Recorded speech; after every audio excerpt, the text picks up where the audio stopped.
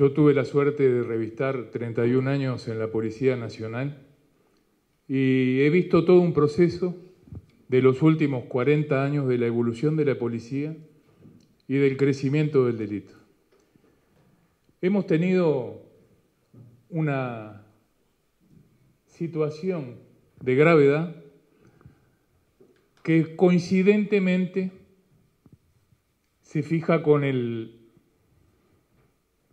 Tuvimos un problema acá con la... No, lo dejamos así. Coincidentemente con la asunción al gobierno del Frente Amplio hace casi 15 años atrás. Teníamos una policía con pocos efectivos, 17.000, contra casi 30.000 que tenemos hoy, con muy poco presupuesto. Para tener una idea, en el año 90 teníamos solo 7 millones de dólares para el funcionamiento de todo el Ministerio del Interior, que no es solo el policía que ustedes ven en la calle, es también todo el sistema carcelario, que como recordarán, en esa década del 90 hubo varios motines que dejaron totalmente destruidos a los penales principales, como el penal de Libertad, y de ese magro presupuesto que contaba la policía, salía la reparación de esos penales.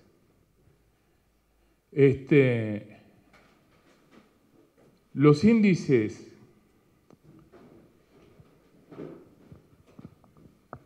si me disculpan un segundo.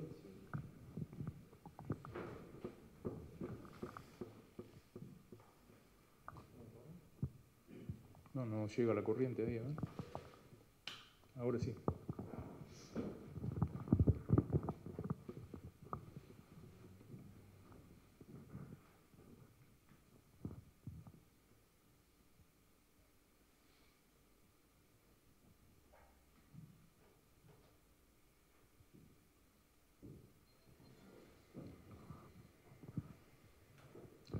Una de las cosas que quería exponer es que apenas el Frente Amplio asumió el gobierno, en el primer gobierno del doctor Tabaré Vázquez,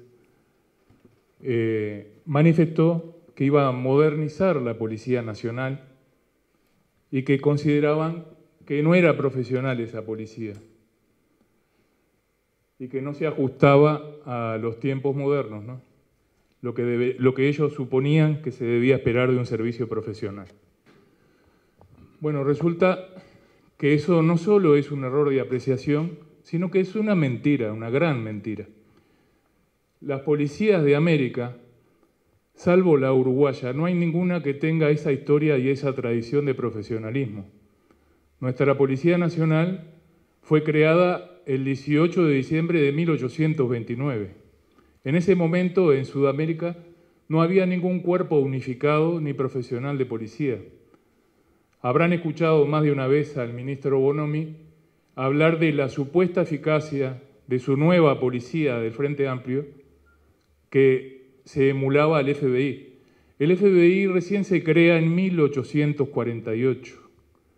Para que tengan una idea de lo arraigado y lo fuerte de esta institución, que es nuestra Policía Nacional, ni siquiera existían como tales los partidos políticos en Uruguay. Si no pensemos las fechas de los partidos tradicionales de su fundación.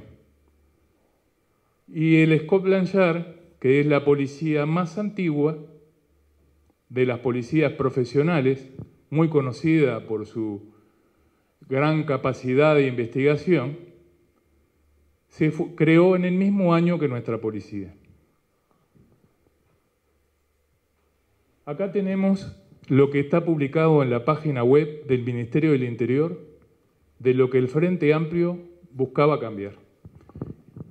Decía, respeto de la ley y los derechos humanos. La nueva policía del Frente Amplio va a respetar la ley y los derechos humanos.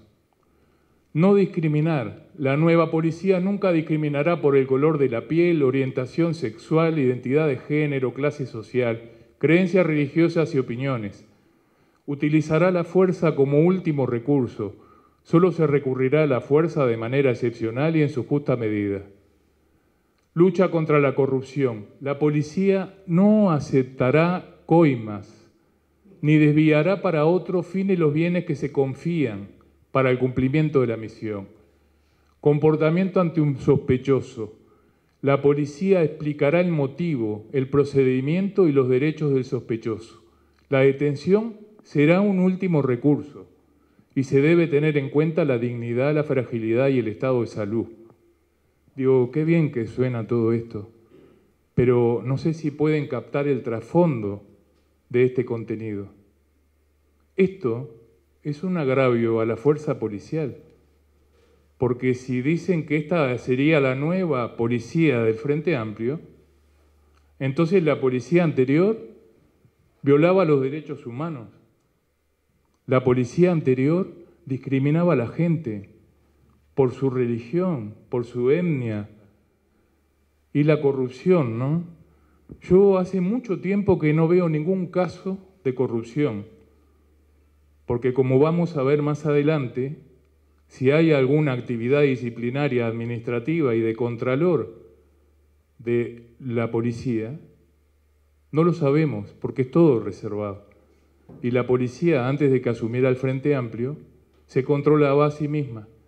Y cada vez que había un funcionario que se salía de lo que la ley dictaba o las normas administrativas, se tomaban las medidas disciplinarias o se lo sometía a la justicia. Entonces esto es una mentira, pero fue un gran golpe emocional para el policía que estaba en ese momento. Porque si la policía no respetaba la ley, ¿dónde estaban los jueces? ¿Los jueces no hacían nada? Todo eso que esta gente desde lo político instaló en la población ha generado en falta de respeto, de desconocimiento de la autoridad policial y lo que vemos todos los días en el accionar de la policía, un decaimiento de la moral de la fuerza. El policía cumple con sus obligaciones, pero como podríamos decir, a reglamento, porque ese espíritu que teníamos, ese espíritu de servicio, del concepto del deber, de esa obligación que va más allá, no es un trabajo esto. Cuando a veces sentimos por ahí algún policía desde lo sindical hablar de los trabajadores policiales, el policía no es un trabajador más. El policía está allí porque tiene una vocación que va más allá del trabajo. La nueva policía tiene un reloj en la comisaría y tienen una tarjeta y marcan el horario, hora de entrada. Cumplo las 8 horas y me voy para mi casa. Y la policía, si algo se destacó, el servicio, es por su abnegación. Porque un policía estaba trabajando y hasta que no terminaba su tarea, no se iba. Pero no solo porque recibiera una orden, sino por algo que nosotros manejamos internamente, que se llama espíritu de cuerpo. El policía siempre estuvo imbuido de eso, de ese sentimiento de pertenencia a una organización y de esa entrega que iba siempre teniendo como objetivo el cumplimiento del deber, pero que iba más allá. Es un sentimiento, una sensación, algo interno que nos cohesionaba y nos daba esa energía para enfrentar muchas veces situaciones que nos superaban.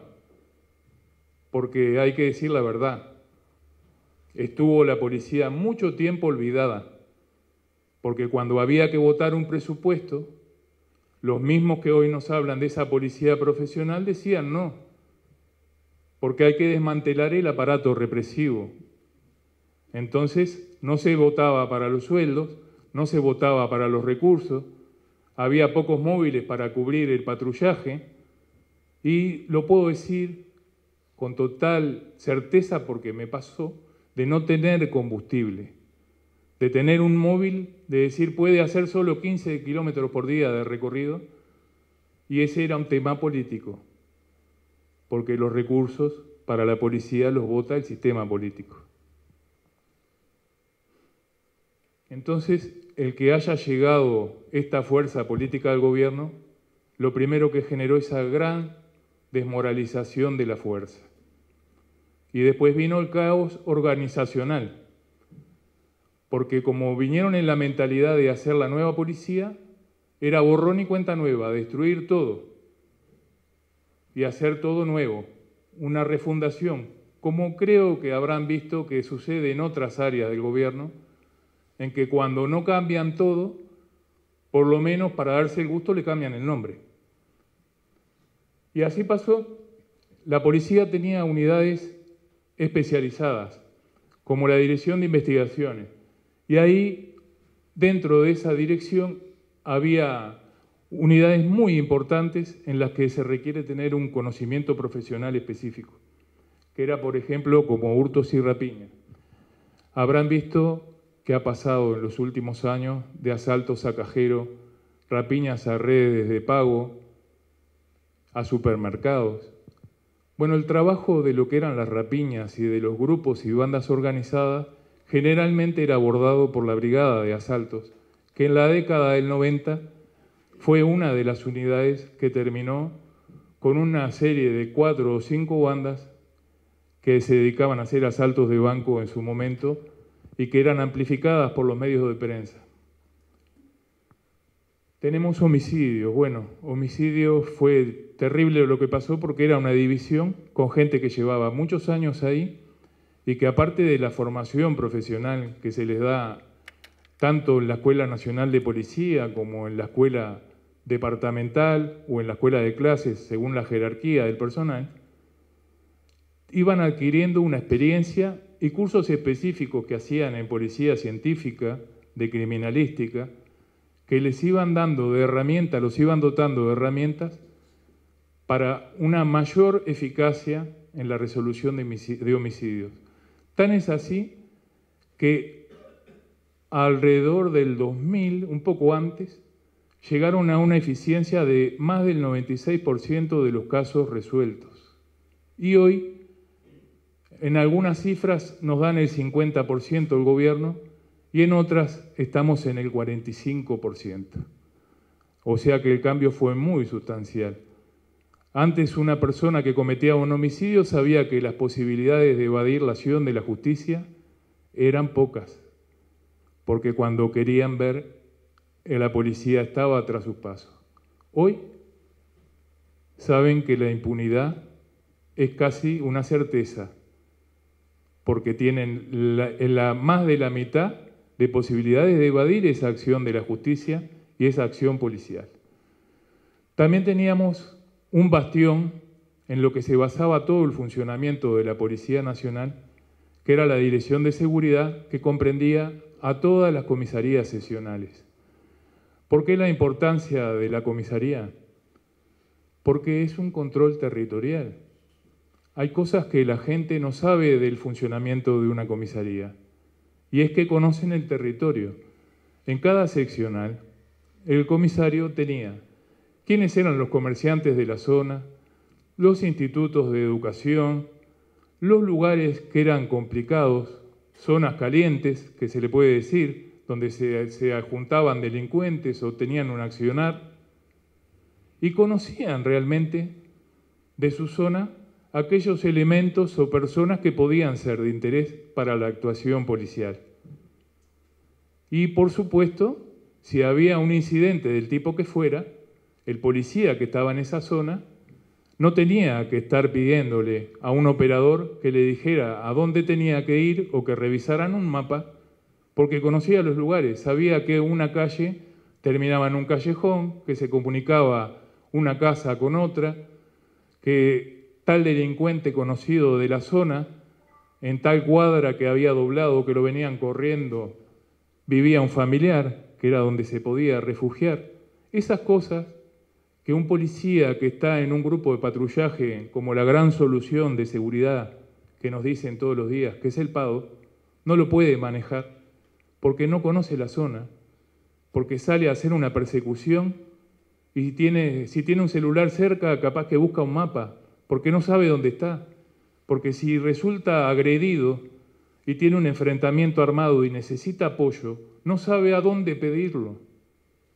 Porque lo sé y lo puedo afirmar, que muchas veces esos policías que salen patrullando, muchos pie a tierra, caminando, en zonas marginales de gran conflictividad, tienen un equipo de radio que no tiene batería.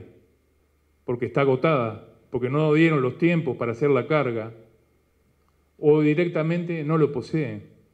Por eso a veces, cuando vemos un policía que está en una actitud que no es la correcta, con un celular en la mano, mirando las redes sociales, nos indigna.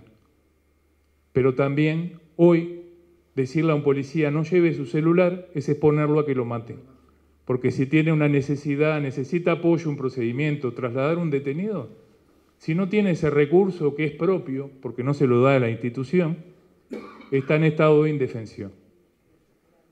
También tuvimos otro de esos desbarajustes que hizo el Frente Amplio cuando dijo voy a crear esta nueva Policía Nacional, que fue disolver un cuerpo con una tradición muy importante también, que era el Cuerpo de Radiopatrulla. El Cuerpo de Radiopatrulla, lamentablemente, por lo que hablábamos de que el sistema político no daba los recursos para la policía, llegó a cubrir el de la ciudad de Montevideo con 8 móviles por turno. ¿Y saben cuánto era el tiempo de respuesta ante un hecho?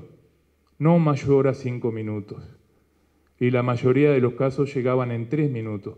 Por eso los asaltos a bancos que se hicieron en la década del 90 los cronometraban los delincuentes, porque sabían que si estaban más de 3 minutos en un lugar, eran muy grandes las chances de ser aprendidos por la policía. Hoy tenemos situaciones muy comunes de cualquier delito en la que la policía demora 20, 25 minutos y más, cuando no hay casos de que nunca van. Y sin embargo, la cantidad de vehículos disponibles es enorme, porque tienen los recursos que nunca en su historia tuvo la policía.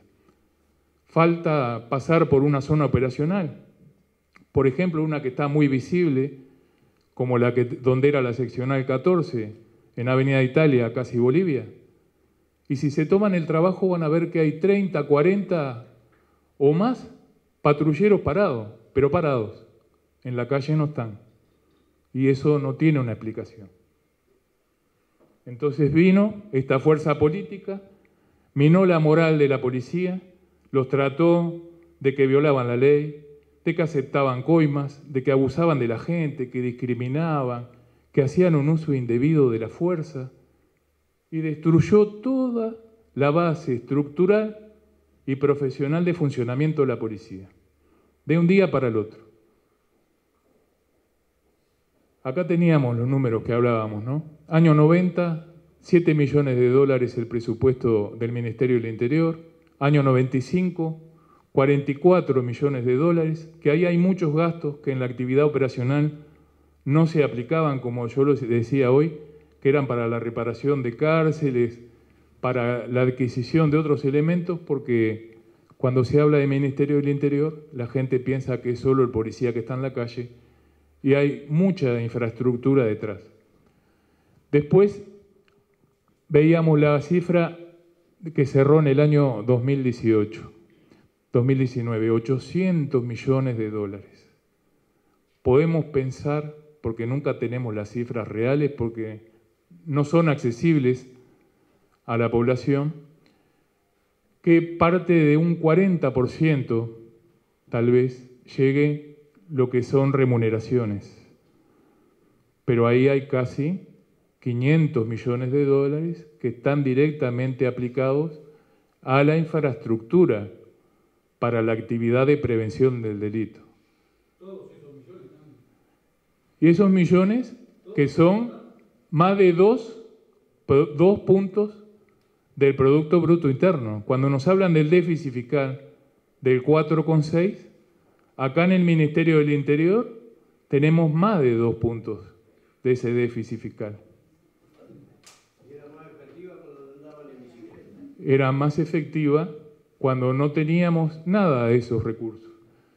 También en la cantidad de efectivos, ¿no? En el año 2000, piensen en el 2000, con toda una crisis regional, con un problema de empobrecimiento que fue una explosión de asentamientos y que después, a los 2 años, tuvimos la lamentable crisis del 2002, que fue una crisis regional, porque no fue sobre Uruguay. Recuerden lo que fue en Argentina un año antes, con un presidente saliendo en un helicóptero. y los conatos que hubo, que no se llegaron a concretar por la respuesta policial de saqueos que hubo en el 2002, que solo se llegó a concretar uno acá por la rápida respuesta policial, que fue en la zona del Palacio Legislativo, ahí casi sobreagraciada, casi llegando al Palacio Legislativo, un pequeño autoservice. Los demás intentos fueron todos neutralizados, con esos recursos que hablábamos, con 17.000 efectivos, con una flota muy reducida, con escaso mantenimiento y con una policía con salarios muy bajos también. O sea que el problema es moral, el problema es de generar ese espíritu que tenía la policía, que cuando el sueldo era insuficiente y los recursos también, estaba. Y cada vez que se la buscaba y se la pedía y se pedía el apoyo de la policía, esa policía estaba. Era una policía presente.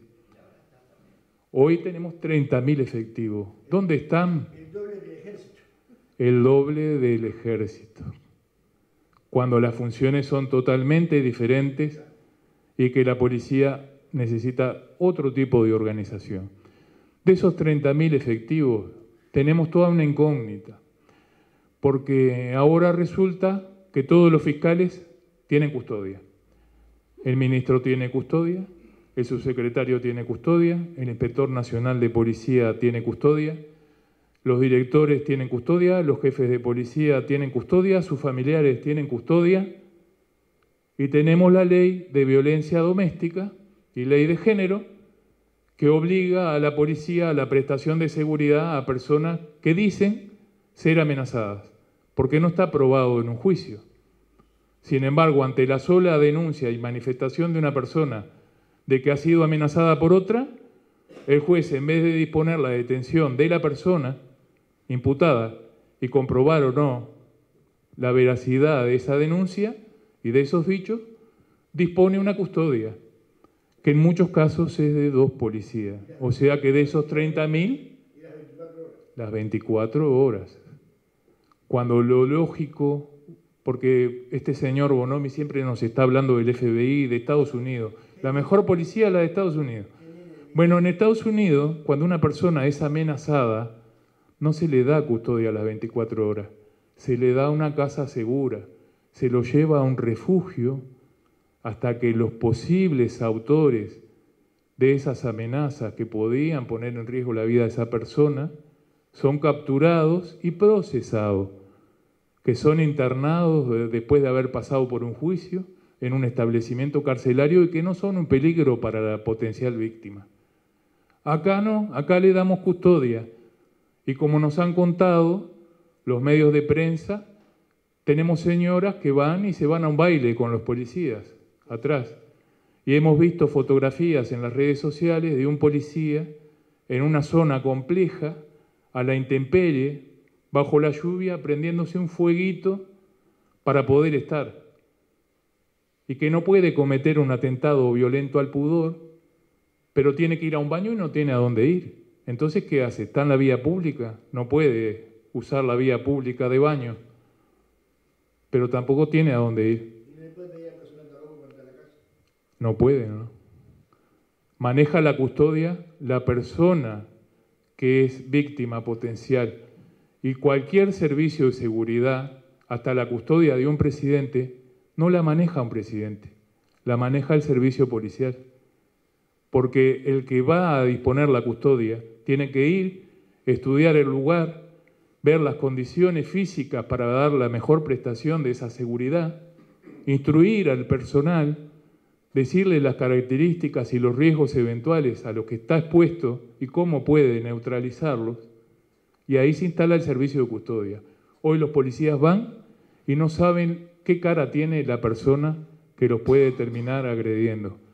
Y no voy a hacer referencia a casos puntuales que terminaron muy mal, porque lo considero grotesco y chabacano, pero es muy doloroso porque hemos mandado a situaciones inverosímiles a policías que no saben de dónde va a venir una agresión ni en qué condiciones. Ni hablemos que muchas de esas personas a las que se les da la seguridad en esas condiciones totalmente desfavorables que el policía no maneja. El policía está ahí y no sabe qué está haciendo. Sabe solo que tiene que estar en ese lugar físico y detrás de una persona.